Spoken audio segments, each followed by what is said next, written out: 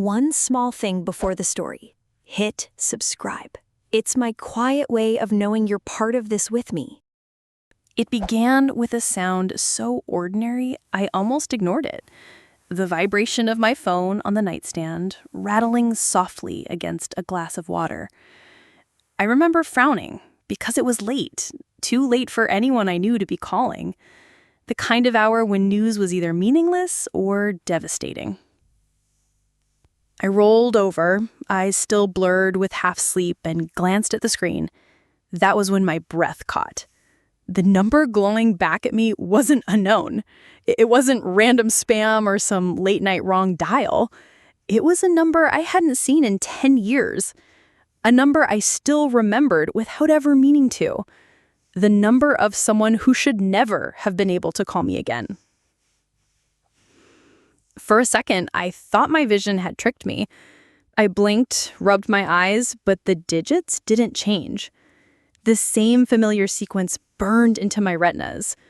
My heart pounded so hard, I thought the sound might drown out the ring itself.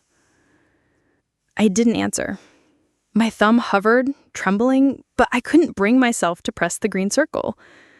Instead, I watched the screen pulse, listened to the second stretch out, until finally it stopped. The silence that followed was deafening. I lay there in the dark, staring at the ceiling, telling myself it had to be a mistake. Numbers get reassigned. Old phones get sold, recycled, passed on. It was just coincidence. It had to be. But even as I whispered those excuses to myself, I couldn't shake the memory of the last time I had dialed that number. My voice breaking, begging, and the silence on the other end that answered me then. By morning, I almost convinced myself it hadn't happened. I went through the motions. Coffee, shower, hair tied back, keys in my bag. I even managed to smile at the woman who lived across the hall, though my lips felt stiff, brittle. But when I slipped into my car and turned the ignition, my phone lit up again. One new message. I shouldn't have opened it. 3 words stared back at me in the same patient font, sharp against the pale screen. I remember you. The world tilted. My hands tightened on the wheel until the leather dug into my palms. My chest felt hollow, stretched. Whoever it was, they weren't guessing, weren't pretending. They knew. I slammed the phone face down on the passenger seat and sat there, heart racing. The city outside carried on as though nothing had shifted, as though the ground hadn't just cracked open beneath me. People crossed streets. A bus roared past. A child laughed as their father tugged them along the sidewalk. And yet I couldn't move. I thought of deleting the message, blocking the number, pretending it had never come. But something deep inside me knew this wasn't the kind of thing you could erase. Once the past reached out, it never let go so easily. All day I carried the weight of it. I barely heard my colleagues. The hum of the office, the smell of coffee, the shuffle of papers, it all blurred into background noise. Every time my phone buzzed, my breath froze, waiting. By midnight, it rang again. This time, I didn't let it ring. My hand shot out, fingers closing around it, and before I could think, I pressed accept.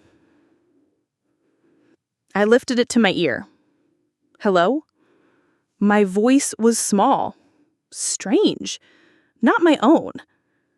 On the other end, silence. Not the empty kind, not static or a dead line. This silence breathed.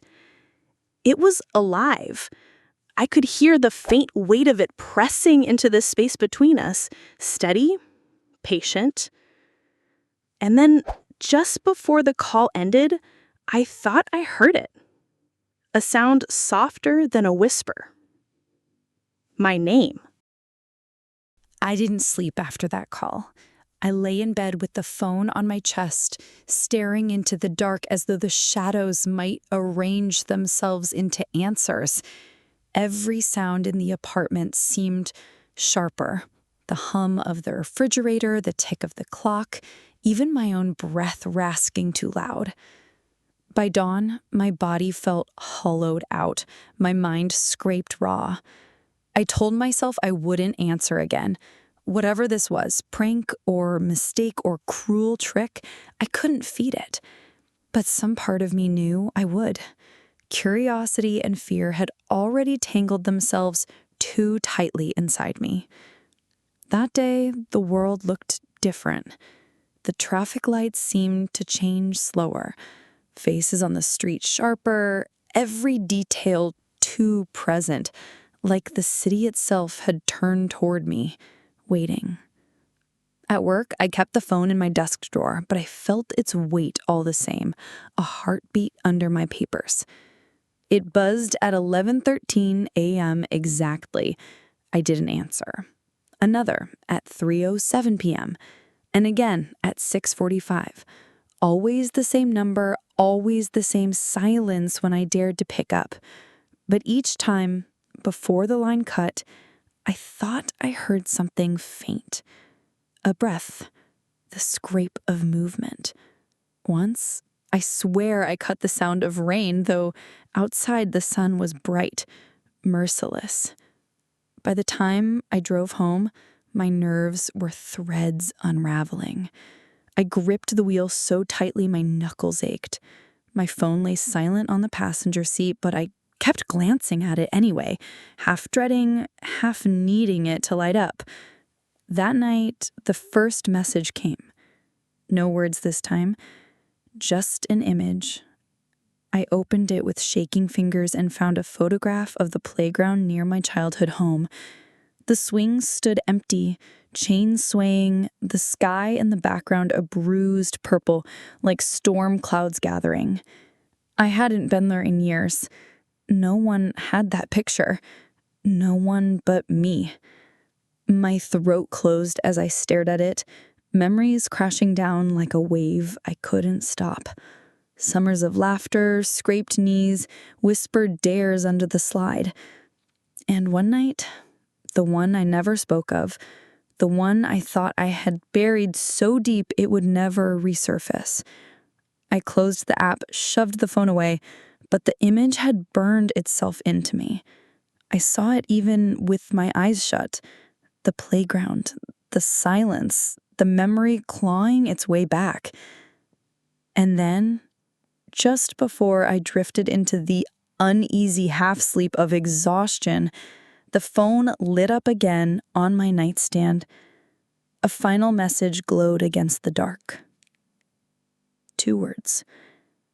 Come back. I stared at the screen until the letters blurred, my pulse thundering in my ears. Come back? To where? To who? To what I had spent a decade trying to forget? Sleep was impossible. All I could do was sit in the glow of that message and know with sinking certainty that this was only the beginning. The next morning, I couldn't bring myself to leave the phone at home. I slipped it into my bag like a guilty secret and carried it with me, even though every vibration sent a jolt through my chest. At work, I set it face down on the desk, pretending I could ignore it, but I couldn't. Every glance toward the drawer where it rested felt like looking at a loaded weapon. My colleagues joked, traded stories, drank coffee. Their laughter sounded distant, muted, as though I were underwater. I was elsewhere, in the weight of silence that came after every unanswered ring. Around noon, I gave in. I pulled the phone out, unlocked it, and there it was. Another message. This time, not a photo, not words, just coordinates. I copied them into a map app with trembling fingers. My stomach turned cold when the red pin appeared. It was less than 3 blocks from my apartment, a small corner cafe I used to visit when I first moved into the city, the kind of place I hadn't thought of in years. I told myself I wouldn't go, that I wasn't insane enough to follow breadcrumbs from a ghost. But when the clock hit 5, I found my legs carrying me there anyway. The cafe hadn't changed. Same chipped tables, same fading smell of roasted beans soaked into the walls. A couple sat near the window, talking quietly. A man scrolled his phone at the counter. Nothing unusual. Until I noticed the napkin on my usual table. Folded once, waiting. I sat down slowly, every muscle tense. My fingers trembled as I opened it. Inside, written in black ink, was a single line. You still sit alone. My chest tightened. I dropped the napkin as though it burned.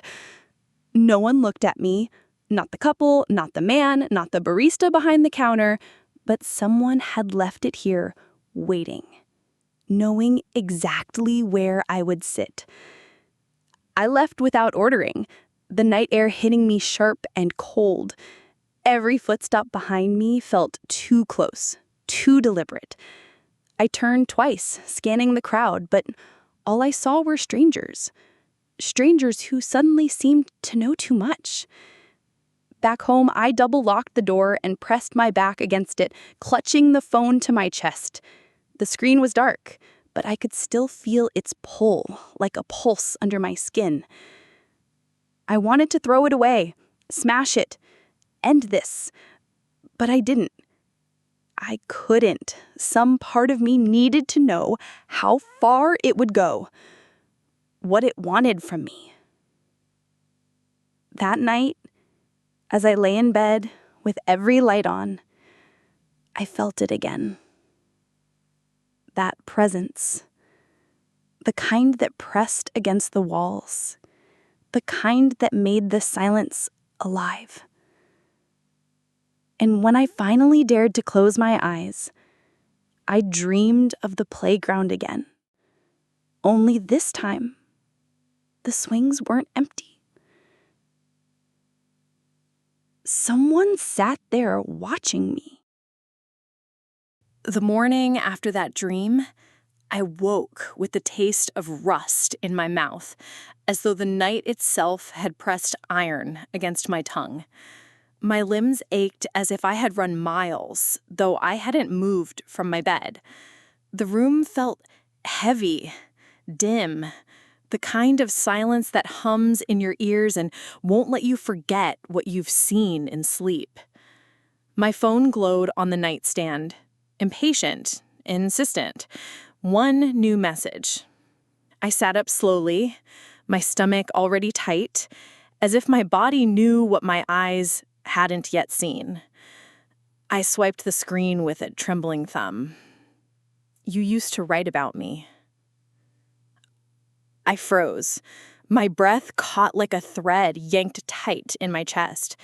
There was only one place that line could have come from. My journals. When I was younger, I wrote constantly. Scraps of poetry, confessions I would never speak aloud, secrets so raw I couldn't have told them even to my best friend. Dozens of notebooks lined with my crooked handwriting, tucked away in shoeboxes under my bed, hidden like contraband. And yes, once, only once, I wrote about him, the boy who never knocked, the one whose silence filled entire summers. I had written his name on a page, then crossed it out so violently the paper tore. I was terrified someone might find it, terrified it might make him more real than I could handle. No one had ever seen those words, not a soul. When I left for the city, I burned half the journals in a metal bin behind the house, the smoke curling up like it carried pieces of me away. I kept a few, but even those I swore were locked tight in drawers no one touched. And yet, here was my phone, flashing his ghost back into my hands. My chest tightened. My breath grew shallow, jagged. I threw the covers aside, stumbled to the desk where the remaining journals lay buried under folders and sketches. My fingers clawed through the drawer, dragging them out, flipping them open. Blank spaces, torn edges, whole entries gone, ripped out as though swallowed by the past itself. My vision blurred with panic. Pages that were mine, gone. The phone buzzed again. I didn't want to look. I already knew what I'd see. I forced myself to pick it up. Another message. A photograph of torn paper, my handwriting filling the frame. I recognized it instantly. The way I curled my S, the uneven slant of the words. I think he'll never forgive me if I leave. 16 years old. Crying into my pillow after the night we swore we'd keep our secret forever. Words I had never spoken out loud. Words I had only given to paper. And now they stared back at me. Undeniable. From a phone screen. I dropped the device, as though it burned, stumbling backwards until my shoulders slammed into the wall, my palms pressed against the plaster, desperate for something solid while the world swayed beneath me. How? Who could do this? Only one answer circled me, as patient and relentless as the silence that followed his calls. Only one person had ever heard me whisper those words before I wrote them down. Only one boy who had stood outside my door in the summers, waiting without knocking. The boy I left behind. My phone buzzed again, louder this time. The sound crawling under my skin like electricity. I forced myself to look. A final message glowed in the dark, each letter sharp as a blade. You promised. I slid down the wall, knees pulling to my chest, my breath breaking in shallow bursts. The letters branded themselves into my eyes, into my lungs, into the air itself. I wanted to scream, to throw the phone, to tear the memories out of me before they took root again. But I couldn't. My heart already knew the truth, that my mind kept fighting. This wasn't a stranger. This wasn't some cruel joke. It was him. And after all these years, he had finally found his way back to me. The next morning, I marched to the phone store, clutching my bag so tightly the strap bruised my shoulder. The clerk behind the counter smiled politely, but I could barely return it. I told him I wanted a new SIM, a new number, something clean, untangled. He nodded, tapped on his keyboard, asked no questions. When I stepped outside 10 minutes later, the city felt lighter. I held the fresh card in my hand like it was a weapon against the past. A single change and this nightmare would be over. That was what I told myself as I slid it into my phone, powered the device back on. For a few blissful hours, silence. No buzzing, no messages, no strange calls pressing against my ribs like a second heartbeat. I sat in a cafe near work, sipping tea instead of coffee, trying to slow my pulse. The hum of conversation around me almost felt normal. But when I glanced down, the screen lit up. Unknown number. I froze, cup halfway to my lips. My stomach sank heavy as stone. It couldn't be. This was a different SIM, a new number.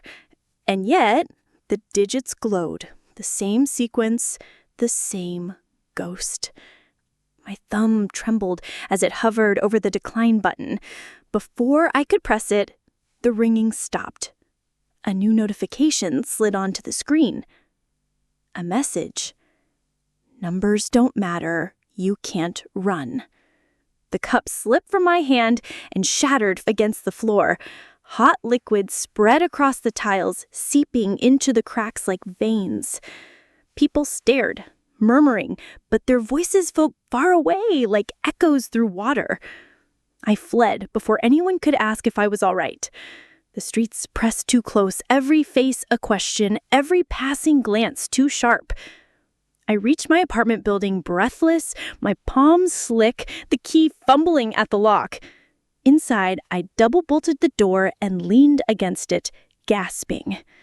The silence inside was heavy, expectant. I tossed the phone across the couch as if distance could weaken it, but its glow filled the room regardless. When I finally gathered the courage to check again, a new image awaited me. Not a playground this time, not coordinates. A photograph of my apartment door, taken tonight. The frame was tilted, blurry, but my welcome mat, the dent in the paint, the faint scuff marks, all unmistakable. My breath caught. My stomach clenched so violently I thought it might be sick. Someone had been here, close enough to touch the door, close enough to know when I'd return. I tore the curtains shut, slammed the locks again, paced the living room with fists clenched so tight my nails cut crescents into my palms. I thought of calling the police, but what would I say? That a dead number had sent me a photograph? That my own memories had started walking the streets again? The phone buzzed once more. I couldn't stop myself this time. I opened it with shaking hands. 4 words. Look outside your window. I froze.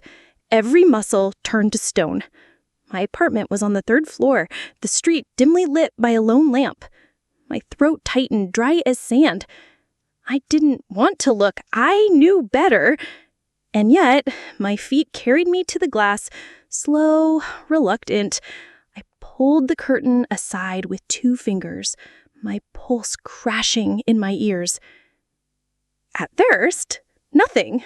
Just the quiet street, a car parked crookedly, shadows stretching long. I let out a breath I hadn't realized I was holding. Then movement. On the sidewalk, beneath the lamp, a figure stood, still, watching. Their face was hidden in the dark, but their posture, straight, patient, deliberate, sent a chill tearing down my spine. I staggered back, dropping the curtain as though it could shield me. My breath came in shallow bursts, my heart threatening to burst from my chest. I knew with every nerve in me that they weren't gone, that this wasn't over. Changing numbers hadn't saved me. It had only shown me how close they already were. I didn't sleep that night. I sat on the floor with my back pressed against the couch, the phone lying on the table a few feet away. Every time it buzzed, I flinched, but I couldn't bring myself to touch it again. The image of the figure under the street lamp stayed with me, branded into the back of my eyelids. The way they stood, too still, too patient. It wasn't random. It was familiar. My body remembered even if my mind refused. By dawn, exhaustion pulled me into a shallow half-sleep. When I woke, the room was gray with morning light. The phone screen glowed with another message, waiting. You left me there. My throat closed. I whispered the words aloud, testing them, but they tasted like ash. Left where? Left who? The questions rattled in my skull, but deep down, I already knew. I staggered to the kitchen, splashed water on my face. The reflection in the mirror above the sink startled me. Pale skin, hollow eyes, hair tangled as if I had aged years overnight. I gripped the counter until my knuckles whitened. That was when I heard it. A sound from the hallway, not a knock, not even footsteps, just the faint scrape of something dragged slowly across my door. I froze, every nerve in me on fire. The sound lasted only a moment, then silence. I forced myself to look through the peehole. Nothing. Just the empty corridor. But when I opened the door minutes later, I found another envelope on the floor. Inside, folded carefully, was a single newspaper clipping. Yellowed, fragile, the headline blurred with age, but the words hit me like a fist. I stared at the date. 10 years ago. The summer I left. The summer I buried everything. My stomach twisted. The article mentioned a boy, unnamed in the headline, whose body was never recovered. I didn't need the name. I knew. My hands shook so badly I almost dropped the paper. The phone buzzed again. A new message slid across the screen. You remember now. Tears blurred my vision. I sank to the floor, the clipping trembling in my hand, the past clawing its way through every wall I had built. That night, that river, the promise whispered under a sky thick with stars. I had left. I had run. I had never looked back. And now, he was here. I curled against the wall, shaking, the phone's glow searing into the dim light of morning. This wasn't about random calls or cruel games. This was the past, alive again, demanding I face what I had buried. And there was no way to silence it anymore. I spread the clipping out on the table, flattening the wrinkles with trembling palms. The headline stared back at me, black ink against faded paper as merciless as the day it had been printed. A boy drowned. A tragedy. No name, no photograph, just a shadow etched into newsprint. But I knew who it was. The memory swelled like a tide breaking its dam. That summer, the nights stretched endlessly, cicadas humming in the trees, the air heavy with warmth and secrets. I was 16, restless, hungry for something beyond the safe walls of home. And then there was him, the boy who never knocked, the boy who appeared like a shadow at my door and whispered my name into the night. I never told anyone about him. Not my parents, not my friends. He was mine alone, a secret threaded into every step I took toward the river at dusk. We would sit on the dock, legs dangling into the cool water, sharing stories about the kind of lives we wanted. His laugh was low, quick, always slipping into silence, as though he didn't trust joy to linger. And then the promise. I can still see the fireflies flickering above us, tiny lanterns in the dark. I had whispered something foolish, that I was scared of leaving, of changing, of forgetting. He had leaned close, the heat of him brushing against my arm, and said, "Then promise me, promise you'll never leave me behind." And I did. I swore it, heart pounding, words spilling from my lips as though the night itself demanded it. But I left anyway. The river came back to me in shards. The night of the accident, though I had buried it so deep it felt unreal, we were arguing. I remember that. His voice tight, mine sharp, the weight of leaving pressing on us both. He wanted me to stay, to keep the promise. I wanted freedom, escape. Words I can't remember spat into the humid air. And then, the sound of water breaking. A splash. Silence. I don't remember diving in. I don't remember pulling him out. I don't remember if I even tried. All I remember is running, barefoot on the dirt path, lungs burning, tears blinding me, running until the lights of home swallowed me whole. The clipping trembled under my fingers. My chest tightened as though invisible hands pressed against it. The phone buzzed again, dragging me back. Another message. This time, a photo of the river. Not old, not grainy, but fresh. Taken last night. The dock's still there, weathered wood stretching out into black water, mist curling across its surface. Below it, 5 words. You promised on this dock. My knees buckled. I gripped the edge of the table to keep from collapsing. My mouth opened, but no sound came out.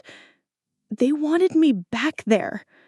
I stumbled to the window, pulled the curtain aside. The street was empty, morning light pale and cruel. No figure beneath the lamp this time, no face staring up. But I knew, with a certainty that hollowed me out, that someone was waiting. I whispered to the glass, to the silence pressing against it. "What do you want from me?" The phone buzzed again, softer this time, as though it pitied me. To remember. The letters glowed with finality, sharp and cold. And I understood, though I wished I hadn't. This wasn't just about haunting me. This was about dragging me back to the dock, to the river, to the night when silence swallowed everything. And no matter how much I wanted to keep running, I knew the path had already turned me back. The decision wasn't sudden. It wasn't a flash of bravery or even recklessness. It was exhaustion. The kind that seeps into your bones, that whispers you can't keep fighting something that has already claimed you. By the evening, I sat on the edge of my bed with the clipping, the photos, the torn journal page spread around me like offerings to an altar. The phone lay in the center, dark but alive, as though it breathed with me. I stared at them until the walls of my apartment seemed to close in. Every sound, the tick of the clock, the groan of pipes, the faint hum of the fridge, felt like his voice, asking again and again, "Do you remember?" By 9, I gave up pretending I could resist. I shoved the pieces into a bag, grabbed my keys, and left the apartment without letting myself hesitate. The hallway felt too long, the stairwell too narrow, as though the building itself disapproved of me leaving. On the street, the air was damp, smelling faintly of rain, though the forecast had promised clear skies. The drive was longer than I remembered. 10 years stretched a short distance into forever. The city lights fell away, the roads narrowed, trees pressed in on either side, their branches arching like hands. My headlights carved tunnels through the dark, and with every mile the air grew heavier, thicker, as if I were sinking underwater. Memories tugged at me the closer I got. I could almost hear our laughter bouncing between the trees, almost feel the cool grass beneath my bare feet as we ran to the river. And then, the echo of that last night, sharp words, tears, silence that grew too long. By the time I reached the old turnoff, my hands shook on the wheel. The dirt road was barely visible, half swallowed by weeds, but my body remembered it. I slowed, the car jolting with every rut, every stone.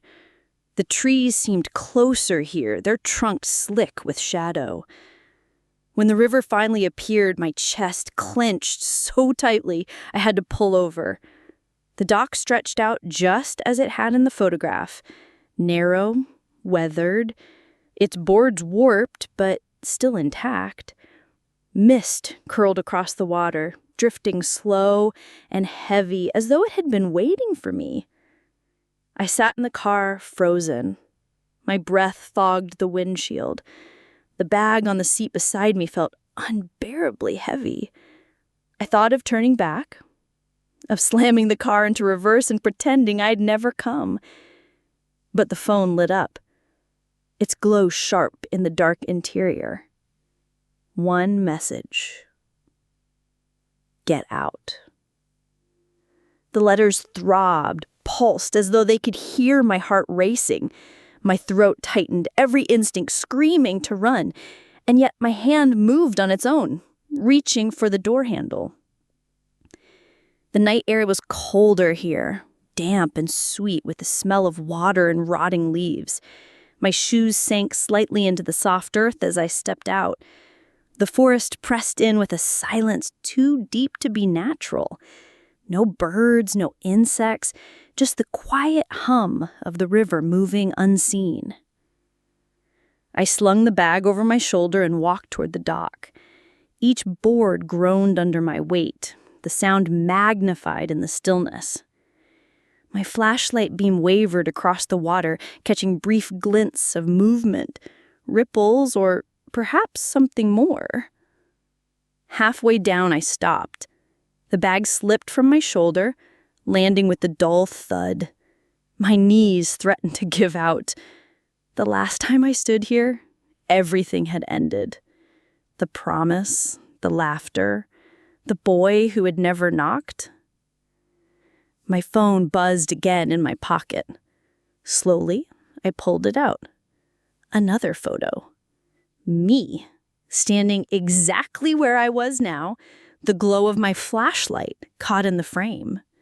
The picture was seconds old. My chest seized. I spun, shining the light across the trees, the shoreline, the empty path. Nothing. Just darkness, stretching endlessly. "Where are you?" My voice cracked, thin against the water. The phone vibrated again. "To finish what you started." The letters bled into me, colder than the night air. I felt my legs sway, my body light, as though the dock itself might open and swallow me whole. And for the first time in years, I realized I was no longer afraid of drowning. I was afraid of remembering.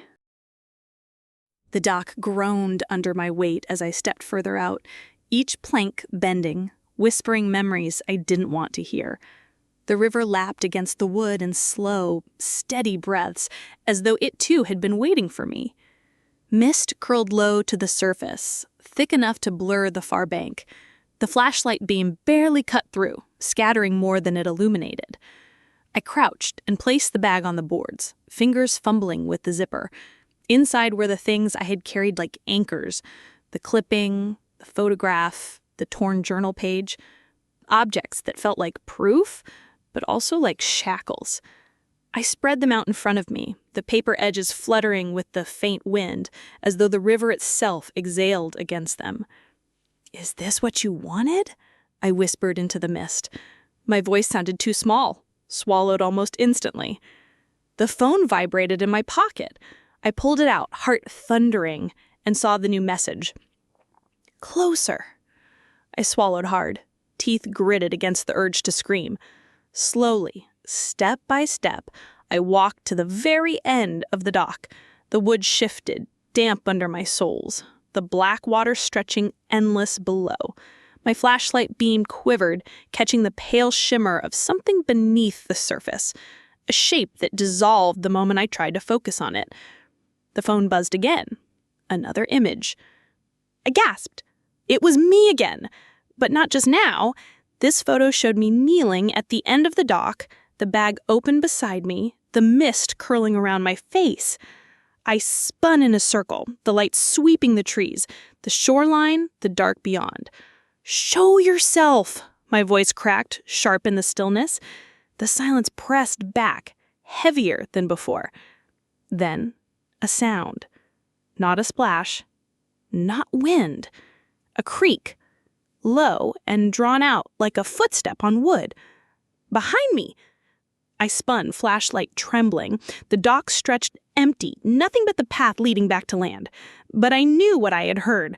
I could still feel it vibrating in the planks, in my bones. "Stop," I whispered, though my body shook. "Please, just stop." The phone buzzed again. My hands nearly dropped it into the river as I read the message. "You never tried." The world tilted. My throat closed. Images I had locked away broke open. His face half lit by moonlight, the argument, the way his voice caught when he asked me not to leave. And then the splash. The sound that split the night in half. I see myself frozen, staring at the dark water, waiting for him to rise. Seconds, stretching into forever. My chest tight, my legs refusing to move.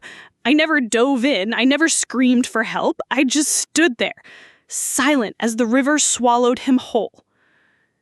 And then I ran.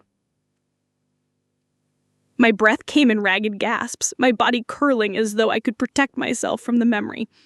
Tears blurred the dock into streaks of wood and shadow. The phone slipped from my grip, clattering onto the boards. The screen flickered once, then another image appeared. This time not me. Him. A figure, blurred but unmistakable, standing at the edge of the dock where I had just been, shoulders hunched, head tilted, as though waiting. The water shimmered faintly around his legs, rippling outward, though I knew no one was there.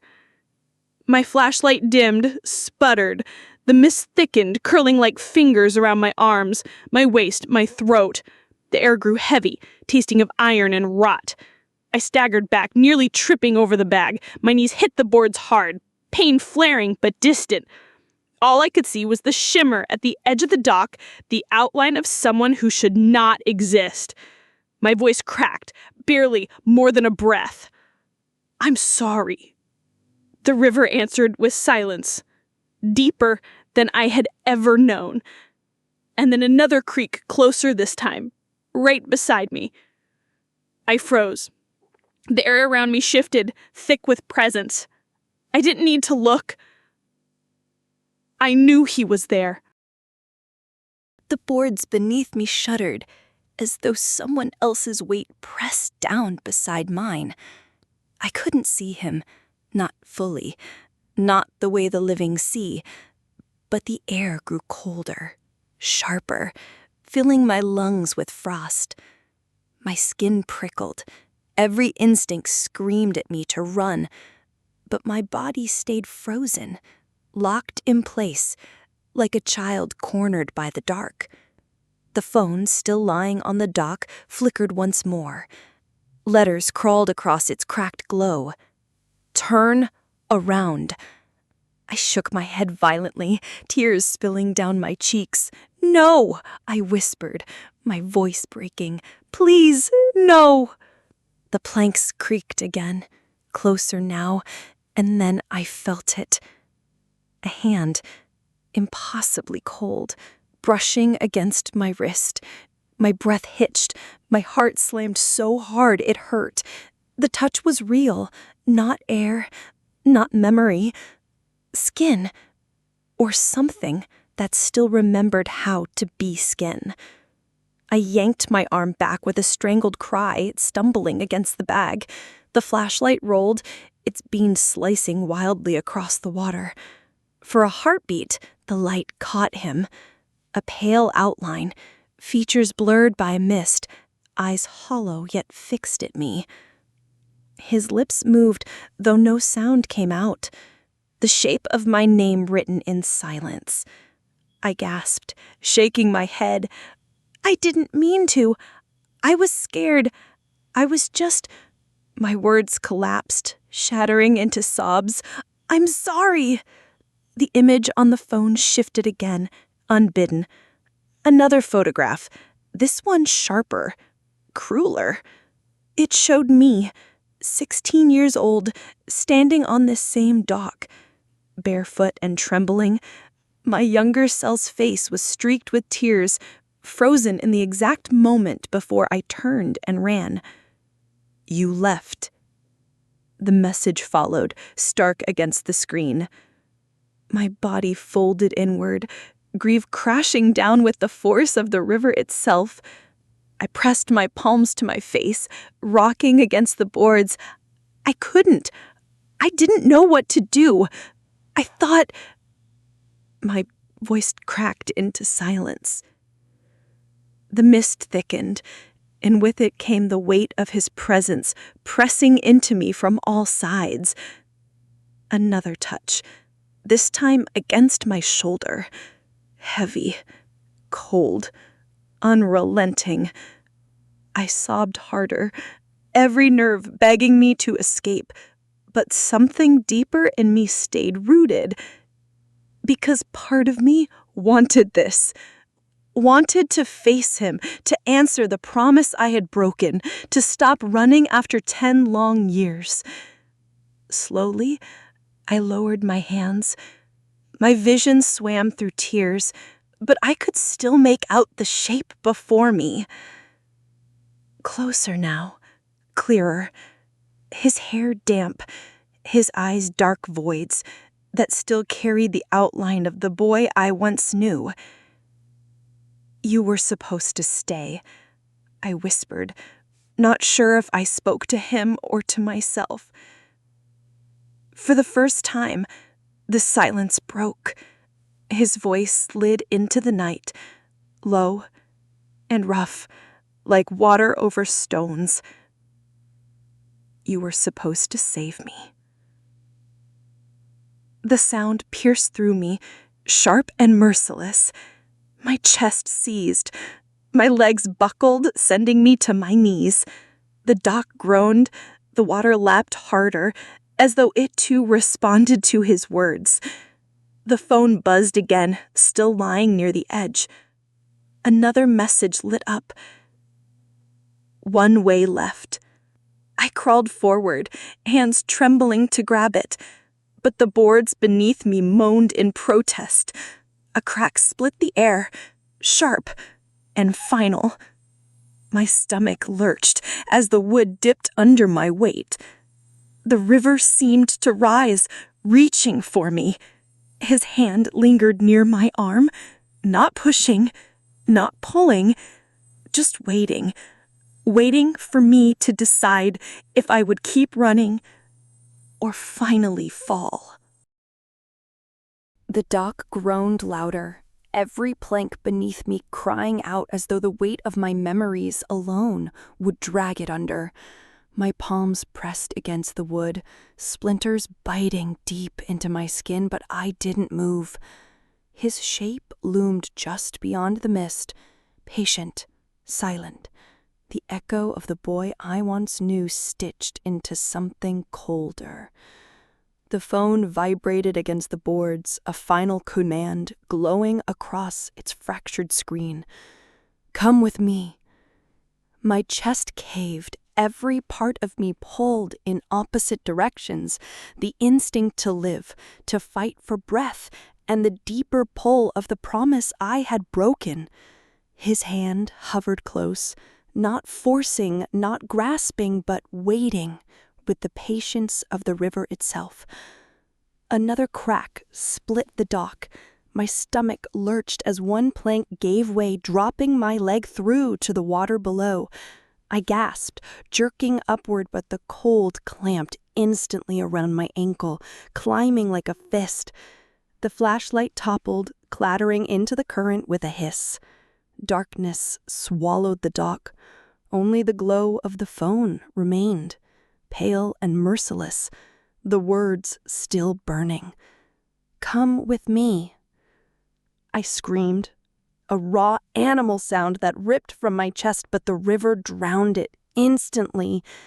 The wood beneath me split again, and then I was falling, arms flailing, the night air ripped from my lungs as the water closed around me. Cold, it devoured me whole, sharper than knives, pulling me down in one violent breath.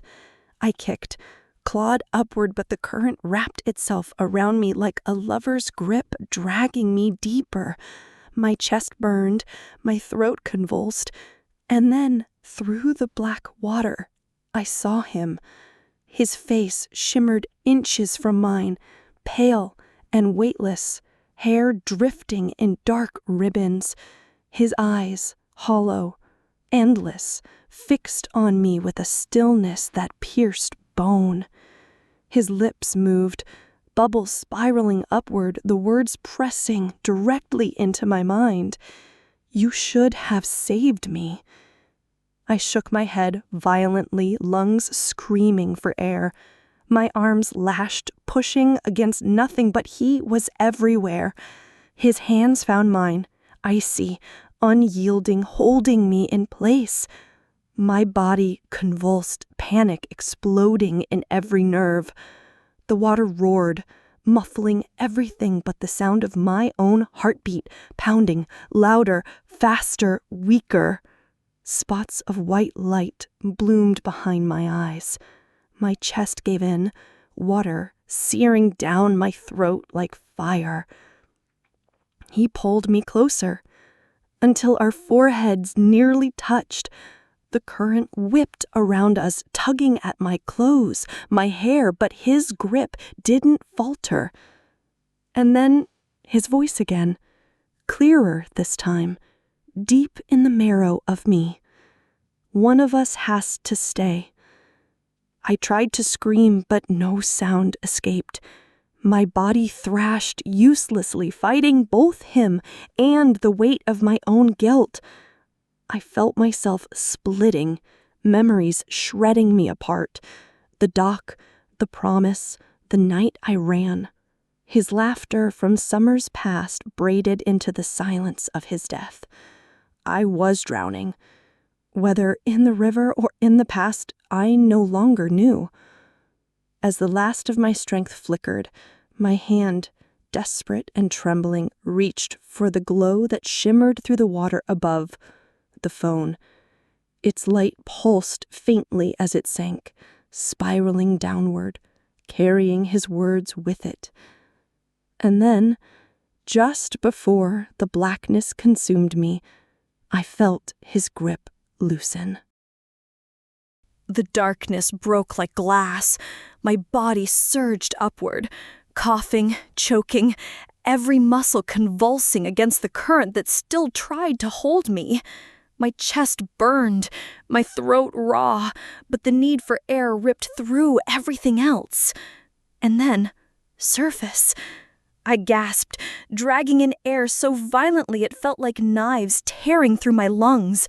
Water streamed from my mouth, my nose, my hair clinging heavy to my face. The river slapped against me in waves, furious that I had escaped, but I clawed forward, arms trembling, dragging myself toward the faint outline of the dock. My fingers scraped wood. Splinters drove into my skin as I pulled myself up inch by inch, coughing, spitting, the night spinning around me. The mist thickened, curling like smoke, but no figure stood at the edge anymore. No cold hand gripped mine. Only silence. Vast, merciless silence. I collapsed onto the dock, my body shuddering in aftershocks. The phone lay shattered beside me, its screen cracked, still glowing faintly with its last message. "You can't leave what you've buried." The light flickered once, then died. I lay there for what felt like hours, the boards soaked beneath me, my body refusing to move. Every breath rasped, a battle I wasn't sure I wanted to win. My skin stung, scratched raw, and when I pressed my palm against my wrist, I felt it. Cold, bruised, the faint outline of fingers that were not mine. A mark. Proof of his touch. Eventually, I staggered to my feet. My knees buckled, my vision swam, but I forced myself to walk down the dock, back to the car. The forest loomed on either side, silent, watchful. The river whispered behind me, carrying secrets I would never escape. When I finally reached the driver's seat, I caught my reflection in the rearview mirror. Pale skin, hollow eyes, lips cracked from the cold. And there, across my collarbone, faint but unmistakable, a bruise in the shape of a hand. I traced it with shaking fingers. The skin pulsed with memory, each throb a reminder. It wasn't just my imagination. He had been there. He had touched me. He had left his mark. I drove back in silence, the road winding endlessly beneath my headlights. Every shadow seemed to lean toward me, every gust of wind whispering fragments of his voice. When I reached the city, the streetlights felt too bright, too false, as though they couldn't wash away what the river had carved into me. At home, I dropped onto the bed without undressing, the damp still clinging to me. Sleep didn't come. Only the sound of water, filling my ears, my chest, my dreams. And in the mirror the next morning, the bruise was still there. A reminder, a scar, a promise I had broken, and one he had forced me to keep in his own way. I touched it lightly, the cold blooming beneath my skin, and whispered into the silence of my empty apartment, "I didn't save you, but you'll never let me forget." The words hung in the air, unanswered, but I knew he heard, and I knew he always would.